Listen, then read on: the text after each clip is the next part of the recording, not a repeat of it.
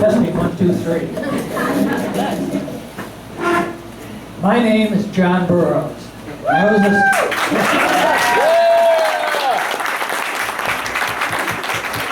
the superintendent of schools in Wayland many years ago.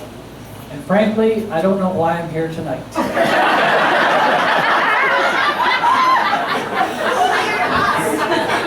Several weeks ago, I was asked if I could say some good things about Terry Brown. Sorry. I wish I had been asked to say some good things about Lucille Staley, Gary Patton, Debbie Schmidt. However, I was chosen to speak for Terry Brown.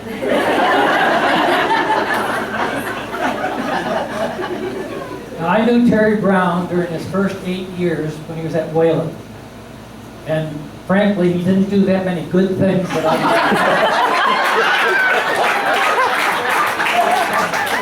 Hasn't he done anything better these past 22 years? Can't you or you come up here and tell me what he's done well? Why did I have to drive 160 miles round trip to share just 8 years of experience with him? Now, before we get into this, I have to tell you that I'm from the old school. I say what I mean, and I mean what I say. I do not believe in political correctness. So, if you do not like what I say, or if you don't like my comments, I don't care.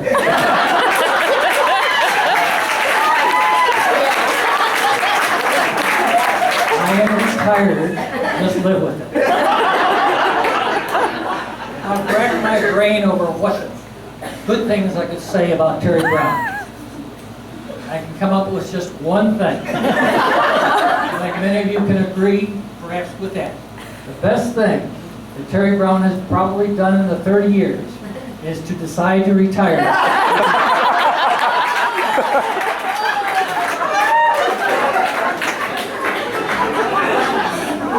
Now, you have to forgive me for my role in bringing Terry Brown to Wayland Central School. Perhaps if you allow me to bring you back to the 1980s, you'll better understand just why and how Terry Brown was hired. The educational climate was vastly different in the 80s than it is now. We had two types of philosophies. One, our philosophy was if you were sick or ill, or if your spouse was sick or ill, you wanted to stay home. Your primary allegiance was and should always be to your family. Now the second, it was difficult in those days as it is today. And so the second goal was to try to find some humor whenever confronted with a problem. And believe you me, with Terry Brown confronting me with so many problems, it certainly tested this goal. In the 1980s, it was good to be in education. It was a time when teachers could teach and have some fun doing it. Amen. There were no cell phones, there were no personal computers. So if you had a problem, you were able to resolve it face to face. The kids did not wear hats in the classroom, and the male teachers wore ties to be a little more professional. More importantly, the educational programs were determined by the teachers, by the administrators, and by the school board. What I know about the education system today, with my daughter being a teacher, the whole thing is screwed up.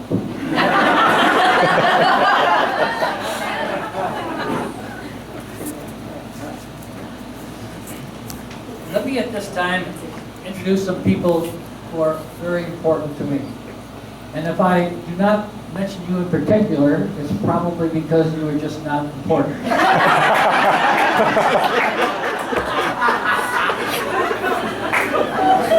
Verna Brown, Terry's mother. Wonderful.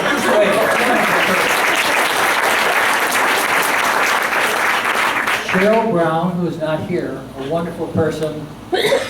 I admired her greatly. Becky Wager. Becky is our second daughter to the Burroughs clan. A wonderful person, Becky Public-Schwab. Virginia Tripp. Where's Virginia? Tried to hire her many, many times. And Sussy Dunn. Of course, Sussy and Jan and John and myself had wonderful times together. And I'd like to give special attention right now, however, to one other person, the wife of Terry Brown. Now, all of you know her with a different first name, but from the day I met her until today, she's always been Tiersa to me. Really, her name to me is Tiersa Brown. Would you wave, Tiersa? Those of you who are here tonight who feel that Terry Brown is aggressive, is domineering, is too loud, is too brash, probably the most of the people in the audience, I just want to go on record that I did not hire Terry Brown. Tom Duchess, the high school principal, hired Terry Brown. However, if you do like Terry Brown, as his friends do, both of them in the audience tonight, I would like to go on record that I hired Terry Brown. There are certain days that stand out in the history of mankind. December 7th, 1941, Pearl Harbor, a day that changed the world forever. November 22nd, 1963, JFK. That was a day that changed the world forever. September 11th, 2001, was a day that changed the world forever. August 15th, 1985, that was a day Terry Brown was hired at Wayland School. It was a day that changed Wayland forever. Now, there are a lot of adjectives that one could use to describe Terry Brown. The Section 5 Umpires Association might use the term bullheaded, obnoxious, angry, loud to describe Terry. Now, the few friends that Terry has here tonight, and I am one of them, I'm proud to be a friend of Terry Brown, would describe Terry as persevering, focused, hardworking, loyal, and smart. Yes, smart. I'll give you 2 examples later on of how he's been smart. Right now, I'd like to share with you just how he was hired. We needed to hire a physical education teacher and a baseball coach to fill a vacancy. Tom Duchess, high school principal, got all of the candidates together and he interviewed them. Then he said to me he had one candidate that he'd like me to interview, and that was Terry Brown. Tom said Terry Brown was a quiet young man who loved and respected authority. If we hired him, we'd have no problem. That's great. That's the kind of person I want. Tom said that Terry Brown was 15th in his graduating class.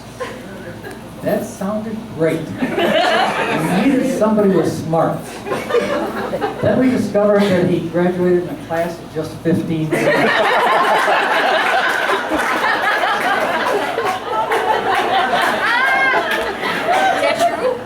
Tom says that Terry Brown was a nephew of Bruce Brown and the cousin of Wendy Brown Master. I said, Tom, you gotta do better than that. Then Tom said, this kid is a combination of Jim Burke and Elsie Tripp. Lord help.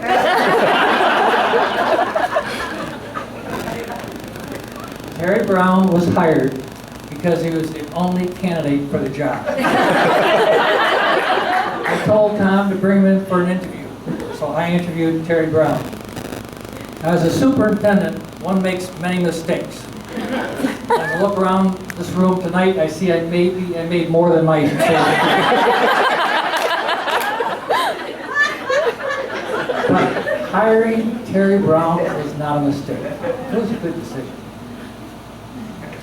At the end of the interview, I took a folded sheet of paper, this is a true story, from my desk drawer, and I gave it to Terry Brown. And on it had two numbers, 10-4.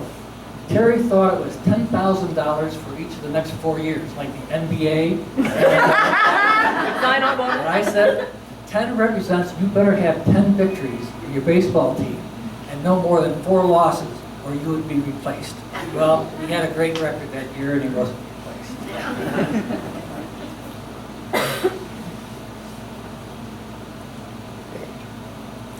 I met Tiersa soon after Terry was Hysterical.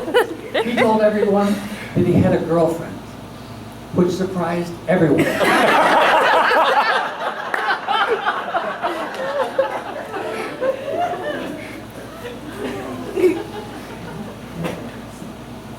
Because who would want to hire, or who would want to have a girlfriend and a boyfriend? Who would want to date Terry Brown?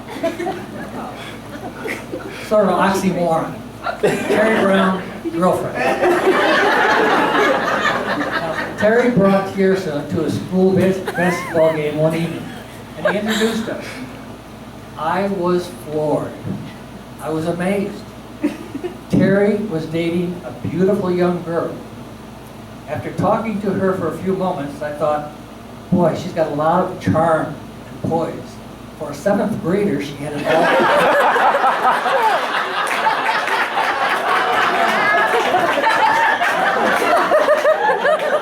I was a junior.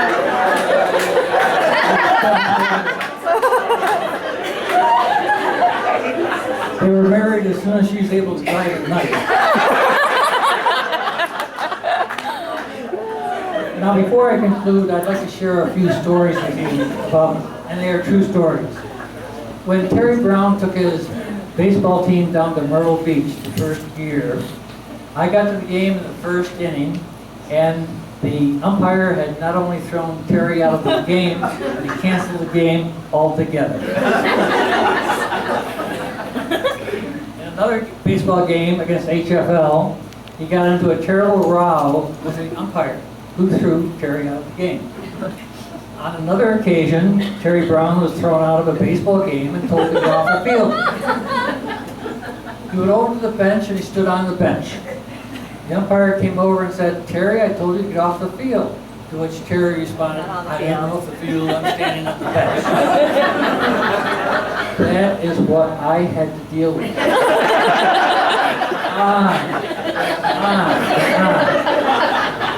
I think at times I was working more for Terry. But Terry Brown was instrumental in getting us a new baseball field. To get the field in shape, we had to water the field. Those in the community were upset with the cost of water. So Terry would go down at 6 o'clock at night, turn the water on, come back at 9 o'clock at night and turn the water off. However, many nights around 11 o'clock, I would get a telephone call and would say, hey, Doc, guess who this is? And I would say, I guess that this is Terry Brown. I guess you turned the water on at 6 o'clock, you forgot to turn the water off at 9 o'clock. I guess you want me to get out of bed and go down and turn it off for you. I said, yeah, just this one time. Second time, third, and fourth time. I mentioned earlier that one adjective to describe Terry was that of being smart. Here's one example. When we were putting up a new addition to our school, Terry convinced the Board of Education to add a new baseball field. As the field was being built, Terry decided to ask the board for a new refreshment stand for the baseball team. The cost would be about $10,000, state aid would be $8,800, local aid would be $1,200, and have a great refreshment stand. The Board of Education said no. This is a true story. 2 weeks later, Terry comes back to the board and said, how about this? State aid, $8,800, local aid, nothing. The Boosters Club will pay $1,200. The board said no. Okay. So 2 weeks later, Terry came back to the board and said, how about this? No state aid, no local aid. The Boosters Club will pay for the whole refreshment stand. the school board said no. Honest to God. Now, does that give you an idea of what kind of a board I was dealing with? And also the fact that Terry Brown never accepted the word no. So Terry got all the baseball parents from the previous years together, went to a board meeting, and the board members said, yes, yes, great idea. And so we had the baseball field or the concession stand accepted. However, the board said on one condition, and the condition was they wanted to have the concession stand put between left field and the soccer field so that the two people who go to soccer games in the fall could have their coffee. That's what they wanted. That's what they wanted. Terry Brown said no.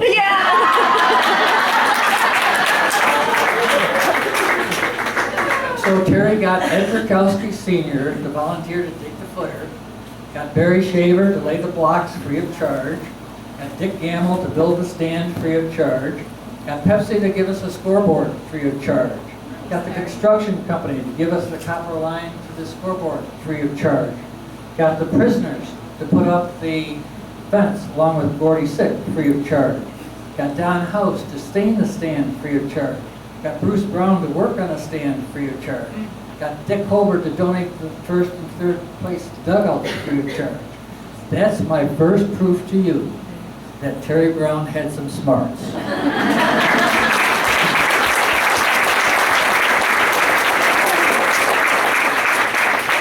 The second proof is this. Look over at that tape. Look over there at Terry Brown. What do you see? I see a man who's about to retire at an early age. I see next to him Tiersa, his very young wife, who is not retiring. She's going to continue to work and support Terry in his retirement. That proves he has some smarts. See if any of you can do that. Now, in conclusion, I can say with complete candor that at times Terry Brown was a pain in the neck. But he always had that one quality that I admired. He always told you what was on his mind, even though most of the time it was wrong. But he gave his opinion to your face. And finally for me, he was loyal to the team. He never backstabbed me, and he had my back for all the years that I worked for him.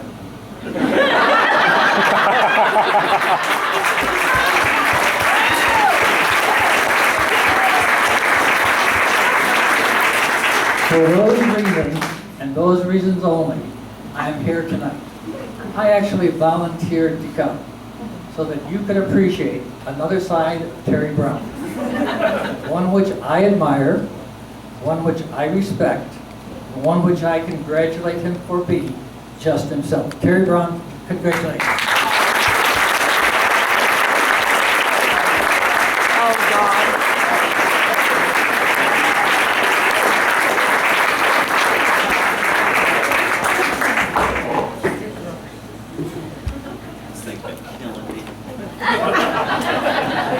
Nice hand. It's right hand. It's right hand. It's right hand. All right. First, we are going to keep calm and have a cigar. First, John. No orb. No orb. You didn't give me an orb. Paddle. You didn't sing. Paddle, Terry. Paddle. You're not paddling T-shirts. No T-shirt. Nope. I got screwed. Who was the musher? Who were we talking about with the musher? I felt for the last 31 years, I felt like a musher. I've been carrying Jeff Engler for all the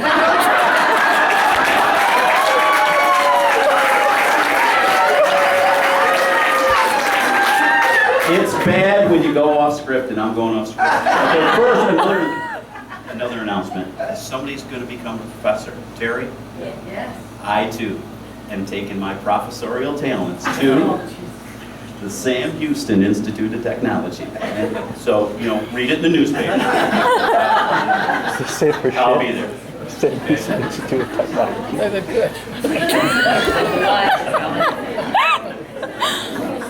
Get it? Yeah. All right.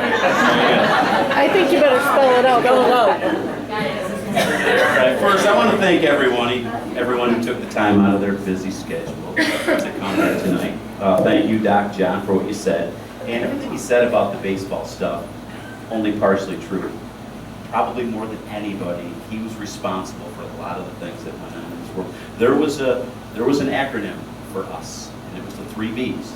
The Board of Education that John talked about, they referred to us as the 3 Bs. Burroughs, baseball, and Brown. Okay? And it was not, I don't think it was a compliment. I took it as such, but it wasn't. I'm so proud to be able to share this evening with all the other retirees. I have to say it's a pretty classy group. Okay. As I was gathering my thoughts for tonight, my wife Tricia asked me, why I appeared so nervous.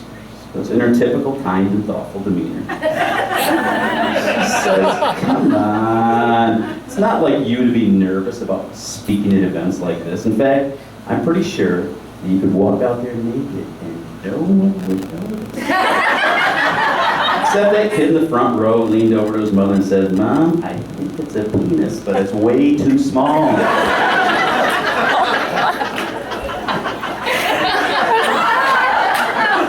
You're killing your kids right now. I don't care. They killed me for a lot of years. Tonight's theme is obviously retirement and how tough it's going to be for many of us to survive on a fixed income. How are we going to do it then? I don't know. Anyway. I've done it, so It's okay? It works? I want to keep them working. I want to share with you this pretty sad story. It's about this 85-year-old retiree. Well, it's not John Burroughs, he's only 84. Anyway, this gentleman had to go to the doctor's, and as part of his doctor's exam, the doctor required him to give a sperm sample. So he gave him a jar and told him to, the next day to come back with a sample. So the next day, the guy appeared to the office with with the jar just as clean and empty as it was the day before. And the doctor was, why is this still empty? Well, doc, it's like this. I tried with my right hand. It didn't work. I tried with my left hand. It didn't work. I called in for her. I called my wife. She tried with her right hand. She tried with her left hand. She tried with her mouth. First with her teeth in, then with her teeth out. To no avail. The guy called in Arlene, his neighbor. Said, Arlene, I need help. Same thing. Right hand, left hand, under the armpit, between the legs. The doctor stopped and says, you mean to tell me that you brought your neighbor over to help? Yeah, doc. And no matter what we did, we couldn't get the lid off that jar.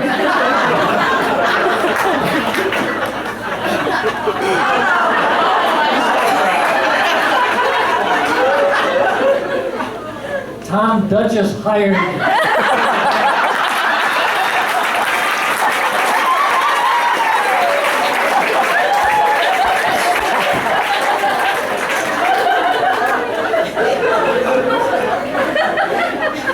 John signed my checks.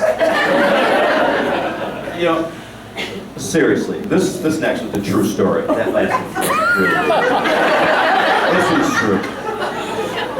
As I look out there, I see a lot of old people. In fact, it looks like a geriatrics ward. But you know as well as anyone that it's a tough dog-eat-dog world for retirees. This is a true story. This is true.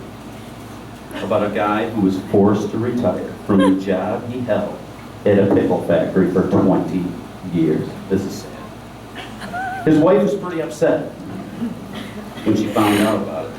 How could they do this to you?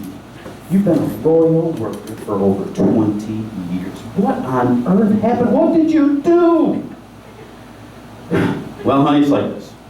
For 20 years, I always wanted to stick my pecker in the pickle slicer, and today, I finally did it. Without hesitation, the wife walked over to her husband and pulled his pants down to see what damage was done. With a sigh of relief, she said, "You look fine. But what on earth happened to the pickle slicer?" Well, they fired her too. Oh, come on. Oh my gosh. This is like speeches rated X. Hang on, just a second. Hey, boy! Text alert. Let me see what this says. Okay. This is a text alert out of Dansville. There was a flasher down there that was going to retire, but he decided to stick it out for another year.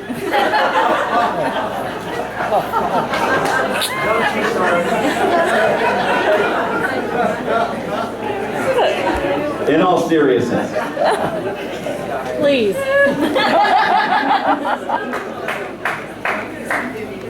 when you get to this point in your life, you can't help but reflect and try to figure out, how in the hell you made it this far.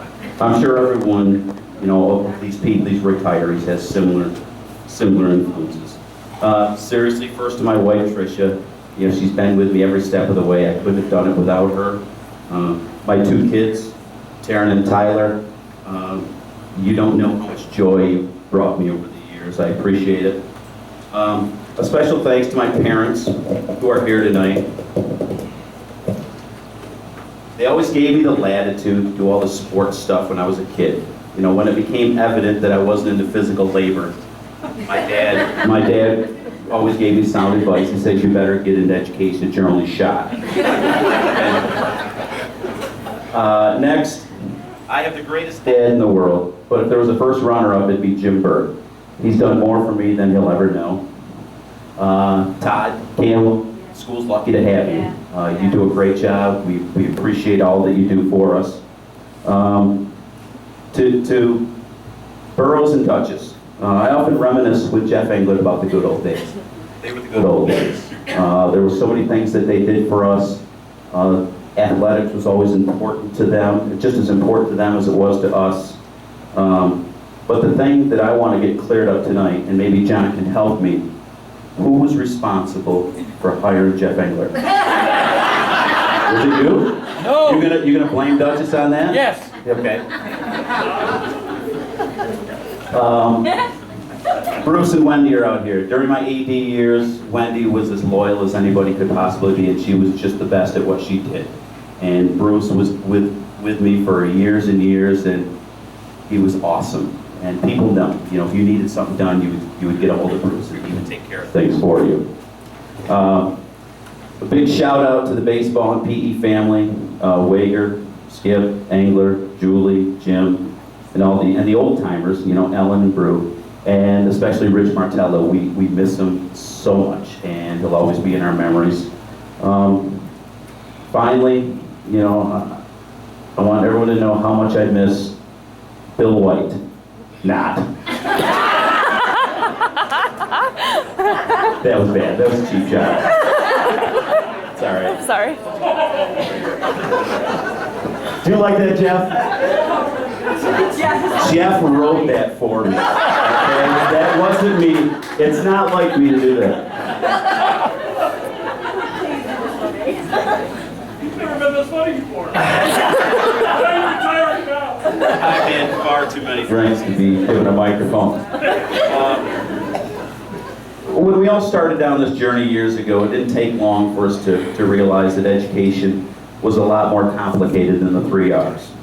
Whether it was a classroom inside the school or the one out on the athletic field, our success or failure depended on our ability to connect with kids and hopefully develop a bond of trust. With all that stuff that was going on in their world, we had to try to crack that sometimes tough exterior if we had any shot at being a positive influence in their lives. After 32 years of doing this, I remain steadfast in my belief that athletics is one of the most important educational experiences a young person can go through. For many, it is a lifesaver. Teaching things like leadership skills, how to be a good teammate, the importance of being punctual, how to win with class, lose with dignity. Athletics can build and reveal character more effectively than any discipline out there. And as I just mentioned, it was a lifesaver for many of us, including me. I'm often asked what I'm going to do in retirement, and the answer was always simple. Much to the dismay of my wife, each and every day of my life, for the rest of my life, I'm going to keep calm and smoke a cigar.